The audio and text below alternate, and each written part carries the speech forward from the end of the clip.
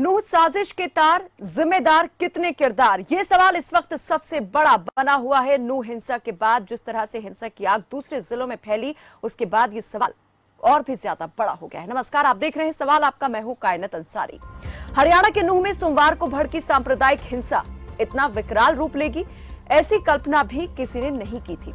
नूह से होते हुए हिंसा गुरुग्राम, मानेसर, पलवल समेत कई क्षेत्रों और जिलों तक फैल गई। हिंसा के बाद फैले तनाव का असर राजस्थान, दिल्ली, एनसीआर और यूपी तक दिखाई दे रहा है।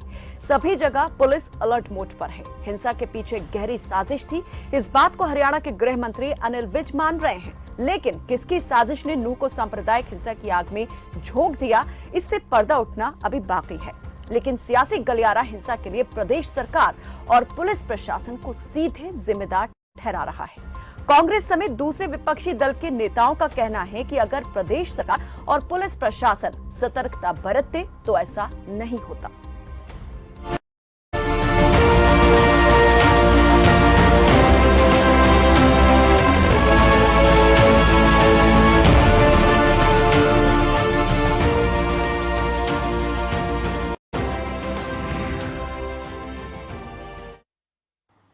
नूह में भड़की सांप्रदायिक हिंसा किसकी साजिश थी, ये इस वक्त सबसे बड़ा सवाल बना हुआ है।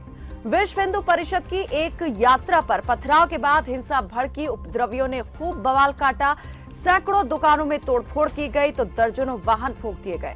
हिंसा में होमगार्ड के 2 जवानों समेत 6 लोगों की अब तक मौत हो चुकी है, तो अब तक 41 एफआईआर और 116 लोगों की गिरफ्तारी हुई है। पुलिस जांच में जुटी है।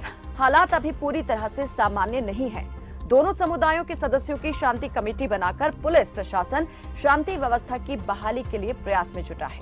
तो दूसरी तरफ विश्व हिंदू परिषद और बजरंग दल की तरफ से हिंसा के विरोध में देश भर में कई जगह प्रदर्शन किए गए और आरोपियों के खिलाफ जल्द कार्रवाई की मांग की गई। साथ ही मांग पूरी न होने पर सड़क पर उतरकर आंदोलन की चेतावनी भी दी गई है।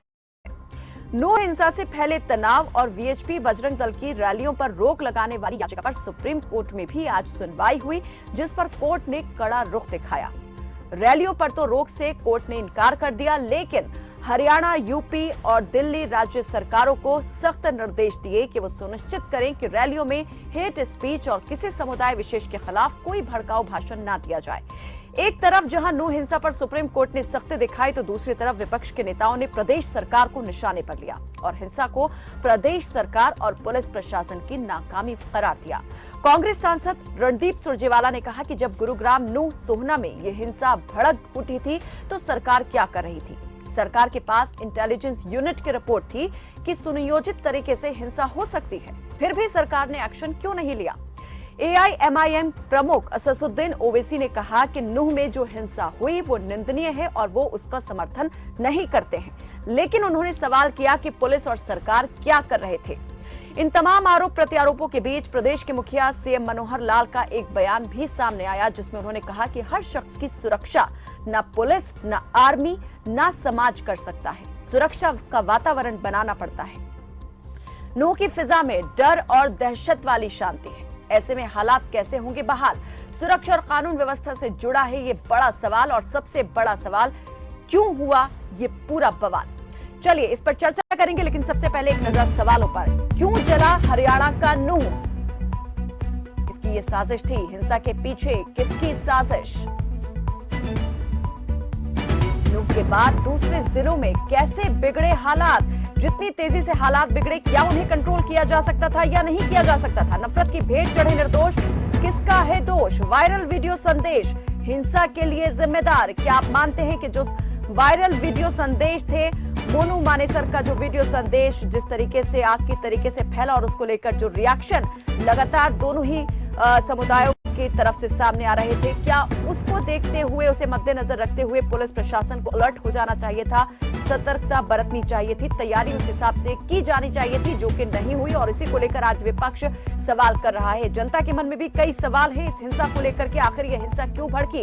हरियाणा के 75 साल के इतिहास में ये पहली बार है जब इस तरह से सांप्रदायिक हिंसा का बवाल जो है हरियाणा में देखने को मिला हो। और अब विपक्ष के नेता सरकार को घेर रहे हैं, कटघरे में खड़ा कर रहे हैं कि पहले इस बीजेपी सरकार के कार्यकाल में 2 बार जो है 2 से 3 बार हरियाणा इस तरह से सामूहिक हिंसा की उपद्रव की भेंट चढ़ा है।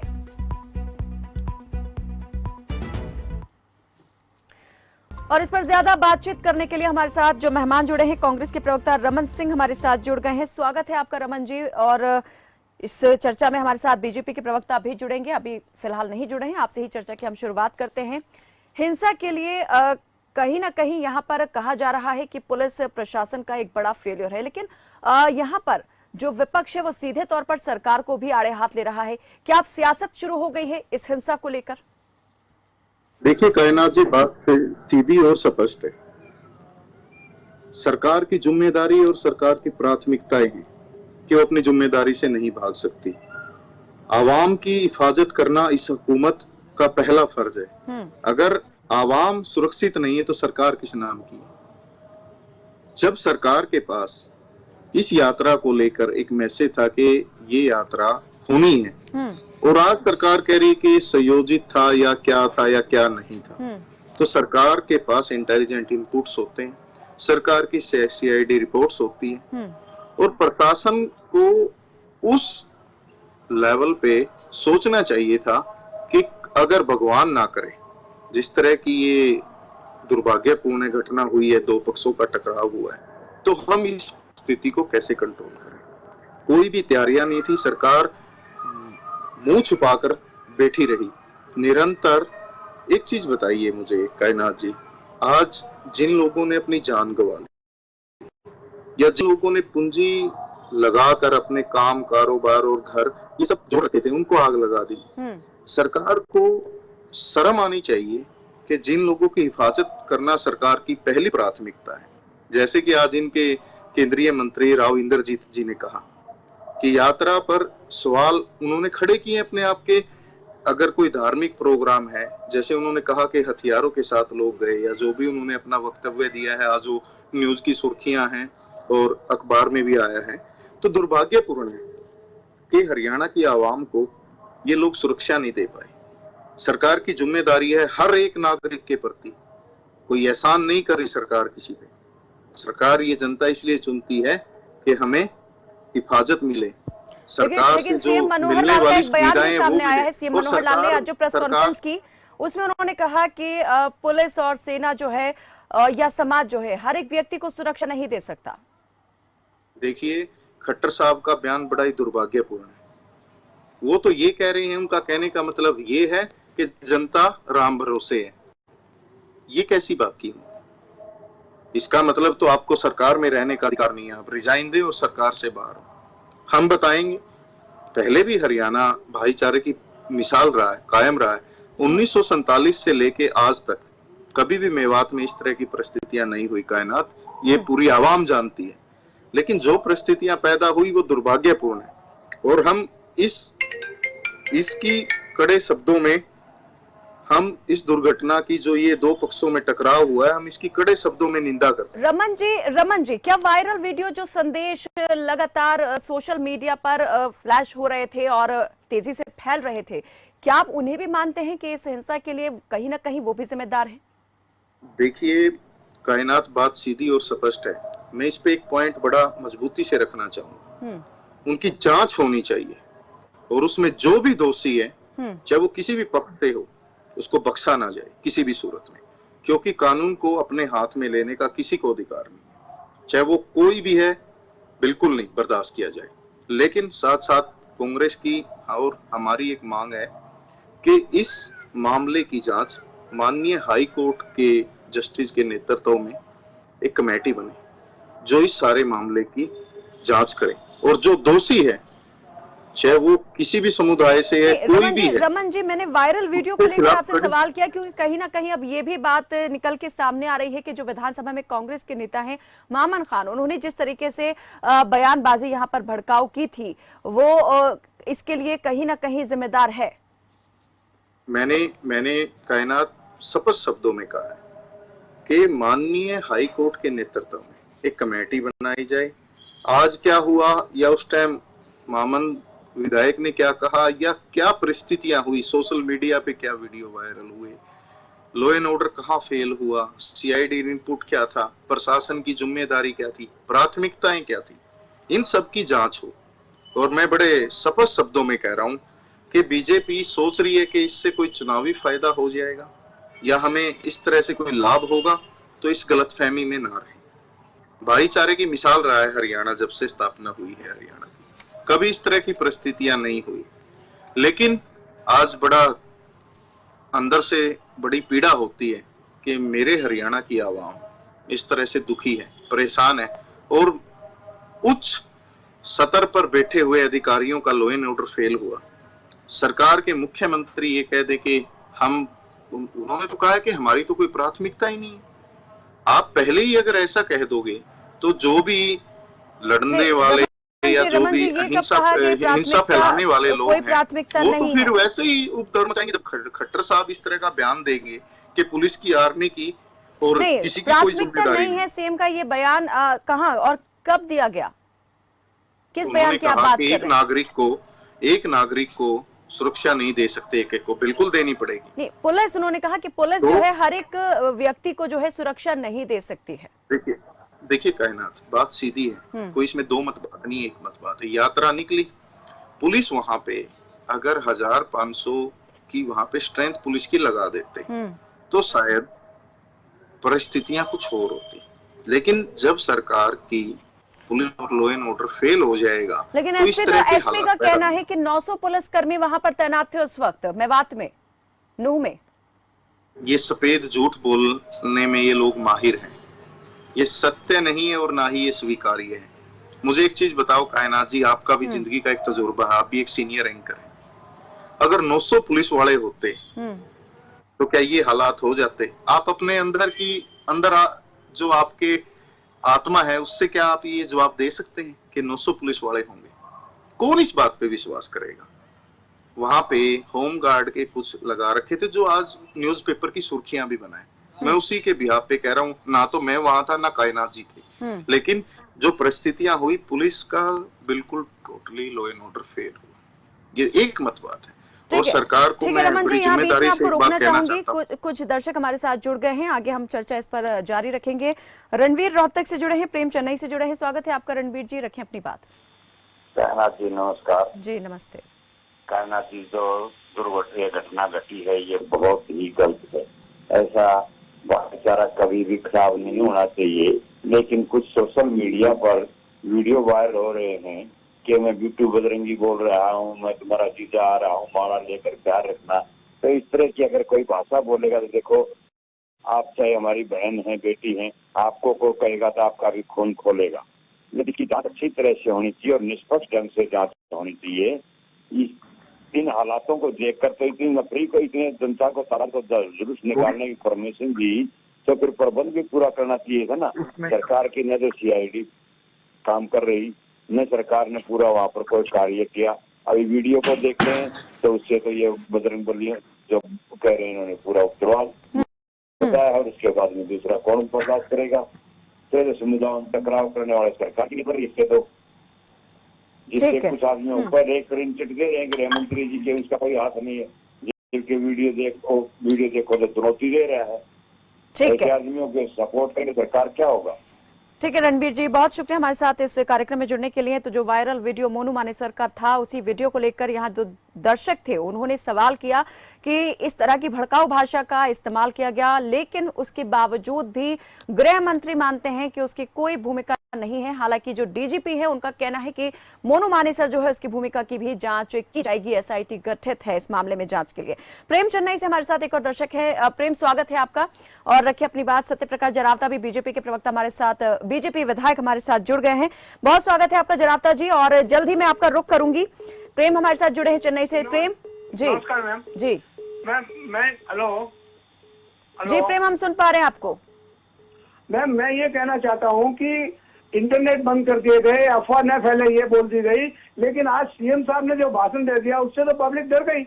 नूह में अगर 900 पुलिस वाले हैं और ये बोलते हैं हरियाणा की पॉपुलेशन 2.5 करोड़ 270 करोड़ है और 50-60 हजार खाली पुलिस वाले हैं, तो नूह के लिए तो इतनी बड़ी कोई बात थी नहीं। और ये बोलते हैं कि हम सबको सुरक्षा नहीं दे सकते, तो इनका ही तो भड़काऊ भाषण हो जाता है, इनका ही तो डराने वाला भाषण हो जाता है, इनका ही तो इंटरनेट वाली बात हो जाती है। सोचने की चीज है मैम, हम पब्लिक को डराने से क्या फायदा। तो सीएम साहब को इस पर दुरुस्त होना चाहिए।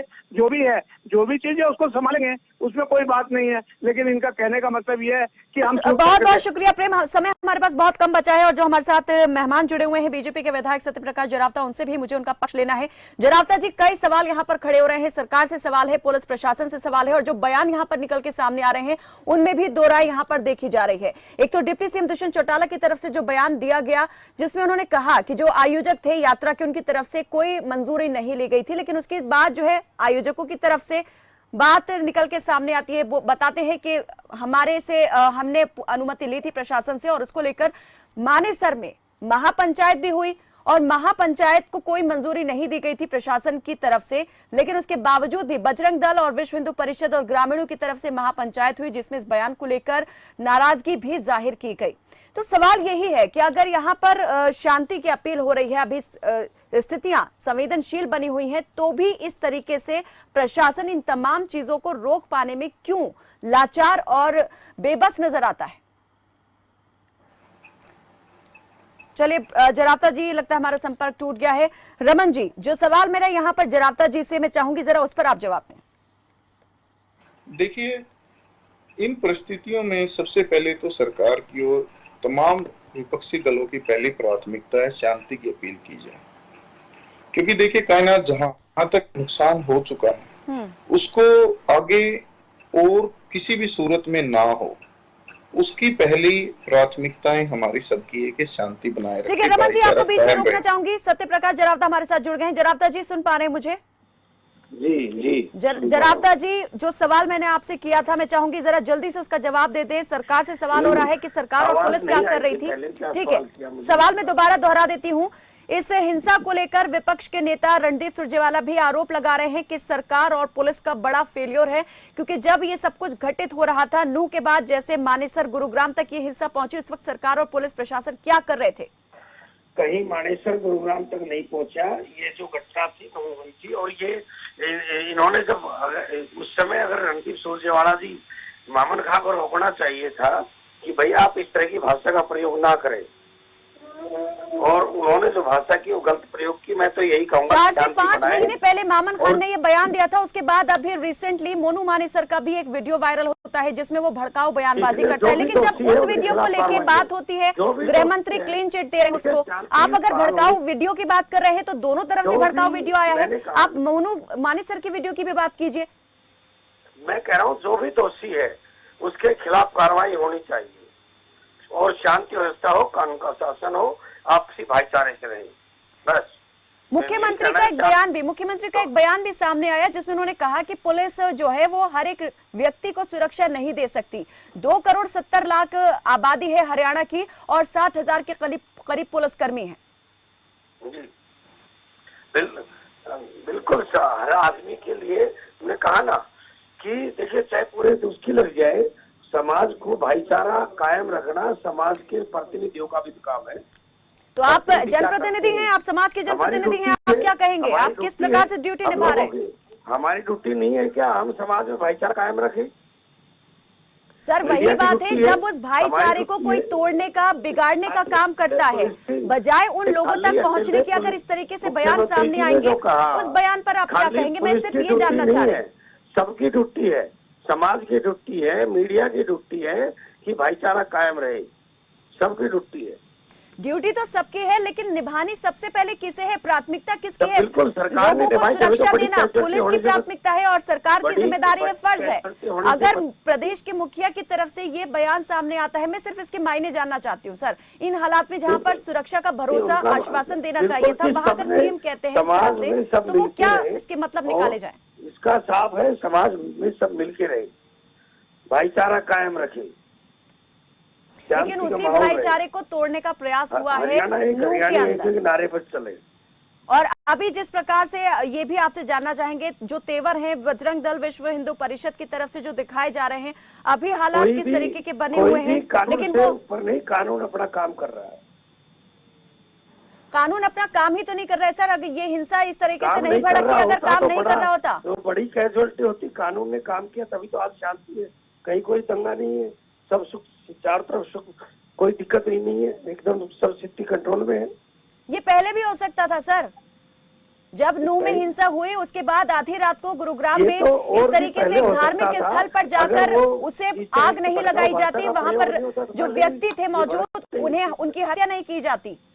कह अभी आप वर्तमान परिस्थिति में आप और हम यही बात करें कि शांति कायम हो, शांति का सर माहौल। बिल्कुल कायम होनी चाहिए, लेकिन सवाल यही है कि सरकार इस हिंसा के जो असली गुनहगार हैं किस तरीके से बिल्कुल, पहुंचेगी। अभी आपने दो सरकार वीडियो की बात की, आपने पहले मामन खान के विधानसभा में दिए गए बयान का जिक्र किया, लेकिन आपने मोनू मानेसर की तरफ से जो वीडियो भड़काऊ वीडियो जारी किया गया उसका कोई जिक्र नहीं किया। कितना ही बड़ा अपराधी हो नहीं बचेगा। ठीक है, बिल्कुल यही उम्मीद हम यहाँ पर करते हैं सरकार से कि जो भी अपराधी हैं, चाहे वो किसी भी समुदाय से हो, वर्ग विशेष से हो, उनके खिलाफ कार्रवाई होनी चाहिए। हो कोई भी हो। एक आखिरी सवाल मैं आपसे करना चाहूंगी सर। मोनू मानेसर के लिए मुख्यमंत्री ने कहा कि राजस्थान पुलिस जो है स्वतंत्र है, कार्रवाई करे और हरियाणा सरकार सहयोग देगी, लेकिन अगर हरियाणा में इस तरीके से हिंसा भड़की है और डीजीपी कह रहे हैं कि भूमिका की जांच हो रही है, एसआईटी गठित है मोनू मानेसर के इस वीडियो को लेकर, तो क्या सरकार कार्रवाई करेगी, पुलिस उसके खिलाफ एफआईआर दर्ज करेगी, उसके लिए कार्रवाई करेगी, बजाय इसके कि राजस्थान पुलिस को कहा जाए कि आप कार्रवाई कीजिए, हम सहयोग देने के लिए तैयार हैं? हमने तो विधानसभा में भी कहा था राजस्थान पुलिस अपना काम करे, जब बजट सेशन था हमने उस टाइम भी कहा था राजस्थान पुलिस तो करेगी, लेकिन मैं हरियाणा पुलिस की बात कर रही हूँ सर। हरियाणा पुलिस और सरकार क्या करेगी? पुलिस जांच कर रही है, जिसका भी नाम आएगा सबसे पूछताछ होगी। लेकिन गृह मंत्री तो क्लीन चिट दे रहे हैं ना, वो कह रहे हैं कि कोई रोल नहीं है, कोई कनेक्शन नहीं है। कोई क्लीन चिट नहीं, सब जो भी शक के दायरे में आएंगे सबसे पूछताछ होती है। चलिए ठीक है, अंतिम प्रतिक्रिया रमन जी आपकी तरफ से। देखिए कायनात जी, मैं स्पष्ट शब्दों में एक ही बात कहूंगा, हरियाणा एक मिसाल के तौर पे हमेशा से हिंदुस्तान में कायम रहा है, भाईचारे की मिसाल। 36 बिरादरी का भाईचारा बना रहे, शांति हो, कहीं भी हिंसा ना हो, क्योंकि हम उस देश में रहते हैं जिस देश में गांधी जी को पूजा जाता है। कहीं भी अहिंसा ना हो, हिंसा ना, उन चीजों को सबके मद्देनजर रखते हुए हमें एक बड़े शांतिपूर्ण तरीके से रहना चाहिए, क्योंकि देखो हम अहिंसा के पुजारी हैं, हिंसा के नहीं। हिंसा होने से लोगों की जान जाती है, किसी के घरों में दुकानों में आग लगती है, गाड़ियां टूटती है, कोई अपनी जान गंवा लेता है, उस चीज के लिए जगह नहीं है। भाईचारा कायम रहे, शांति बनी रहे, कोई भी किसी भी समुदाय से, किसी भी पक्ष से, कहीं से भी हो, किसी को भी कानून अपने हाथ में लेने का अधिकार नहीं है। सरकार की जो जिम्मेदारियां हैं, सरकार को लॉ एंड ऑर्डर दुरुस्त करना चाहिए और हरियाणा की आवाम को एक सरकार की तरफ से महसूस हो कि सरकार हर किसी की सुरक्षा के लिए खड़ी है। पहली प्राथमिकता ये होनी चाहिए कायनात जी। हम किसको जला रहे हैं, हम किसको मार रहे हैं, आपस में लड़के क्या हासिल होना है? कुछ नहीं होना। ये सब चीजें बिल्कुल इस वक्त शांति व्यवस्था को बनाए रखने की और आपसी भाईचारे और सौहार्द को बनाए रखने की सबसे ज्यादा जरूरत है और हर एक वर्ग की तरफ से यहाँ पर सहयोग और उसके योगदान की भी बेहद आवश्यकता है। बहुत बहुत शुक्रिया आप दोनों ही मेहमानों का। सत्यप्रकाश जरावता हमारे साथ बीजेपी के विधायक जुड़े, उनका भी बहुत धन्यवाद इस चर्चा में जुड़ने के लिए। तो सवाल आपका में यही बड़ा सवाल इस वक्त बना हुआ है कि जिस साजिशकर्ता की बात यहाँ पर लगातार हो रही है कि ये जो एक सोची समझी साजिश के तहत हिंसा भड़काई गई, आखिर वो साजिशकर्ता कौन है? क्या सरकार उस साजिशकर्ता जो है वो पहुंच पाएगी, जो साजिशकर्ता है, जो मास्टरमाइंड है इस हिंसा के?